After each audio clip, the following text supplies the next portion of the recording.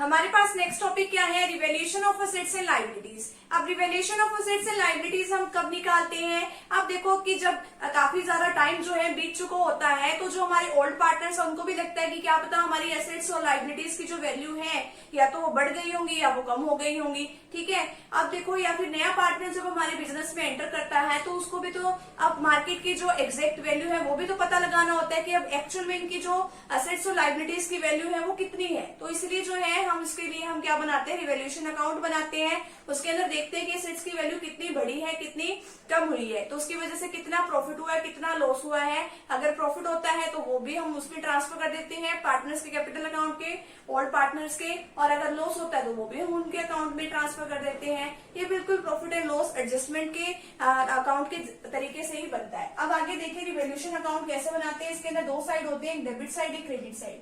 Particular amount सिर्फ आपको एक चीज याद रहनी चाहिए। ठीक है, अगर आपको एक चीज याद है तो बिल्कुल आपका रिवैल्यूएशन अकाउंट और जो उसके एंट्रीज है वो बिल्कुल आसान हो जाएगी। अब आपको पता होना चाहिए, सिर्फ एक चीज याद कर लीजिए, अगर हमारी एसेट्स की जो वैल्यू है वो बढ़ती है, ठीक है, अगर उसकी वैल्यू बढ़ रही होती है ज्यादा हो रही होती है उसको हम क्रेडिट साइड में लिखते हैं by increase in the value of assets. जितने से बढ़ रही है, ठीक है, जितनी अमाउंट से उसकी वैल्यू बढ़ रही है, मान लो पहले 50,000 की इसकी वैल्यू थी अब 60,000 की होगी, 10,000 से बढ़ गई ना, तो वो 10,000 रुपए हम यहाँ पे लिख देंगे। क्रेडिट साइड में जो असेट्स की बढ़ी हुई वैल्यू होती है उसको हम यहाँ पे लिखते हैं।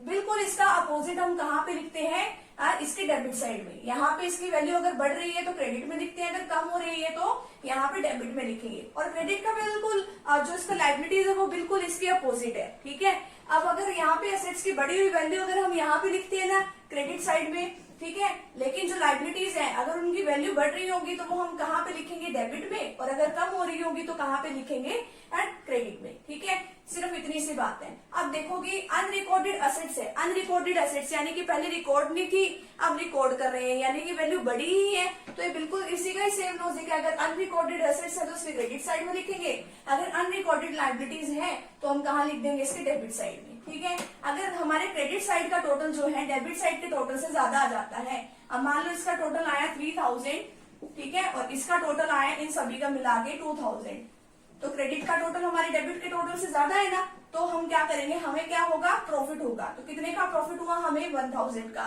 तो वो प्रॉफिट जो है रिवैल्यूएशन का ट्रांसफर कर देंगे जो भी हमारे ओल्ड पार्टनर्स है उसमें। ठीक है, कौन सी रेशो में, ओल्ड प्रॉफिट शेयरिंग रेशो में, उसको हम ट्रांसफर कर देंगे। अब बात आती है कि अगर जर्नल एंट्रीज करनी हो तो कैसे करते हैं।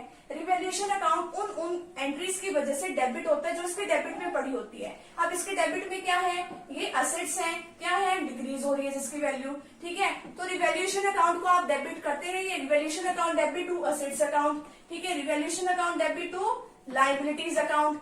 आगे क्या है, बस सिर्फ आप इतना सा लिख लीजिए, revaluation account debit to assets account. अब यहाँ पे लिख तो दिया असेट्स, लेकिन यहाँ पे इसका रीजन लिख दो, इंक्रीज हो रही है डिक्रीज, डेबिट में ये क्या हो रही है, डिक्रीज हो रही है, और लायबिलिटीज क्या हो रही है, इंक्रीज।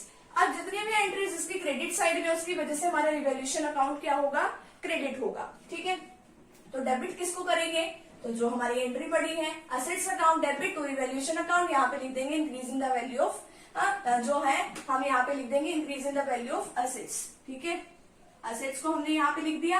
आगे क्या है, अब हम लिखेंगे liabilities account debit to revaluation account, ये क्या हो रही है, decrease in the value of liabilities. अब आगे क्या है, ये हमें प्रॉफिट हो रहा था यहाँ पे, तो प्रॉफिट हो रहा था डेबिट साइड में है, तो डेबिट साइड में है तो उसकी वजह से रिवैल्यूएशन अकाउंट भी क्या होगा, डेबिट। और अब आगे बात आती है क्रेडिट किसको करें, ओल्ड पार्टनर्स के कैपिटल अकाउंट को, क्योंकि जो हम ट्रांसफर किसको कर रहे हैं, ओल्ड पार्टनर्स के कैपिटल अकाउंट में, तो हम इसको यहाँ पे जो है ट्रांसफर कर देंगे। अगर लॉस होता है तो हम रिवैल्यूएशन अकाउंट, उसकी वजह से क्या होगा, क्रेडिट, ओल्ड पार्टनर्स का कैपिटल अकाउंट डेबिट हो जाएगा और रिवैल्यूएशन अकाउंट क्या हो जाएगा, क्रेडिट। तो यहाँ पे लिख देंगे लॉस ऑन रिवैल्यूएशन। तो ये तो है इसका एक फॉर्मेट की किस तरीके से रिवैल्यूएशन अकाउंट बनता है। अभी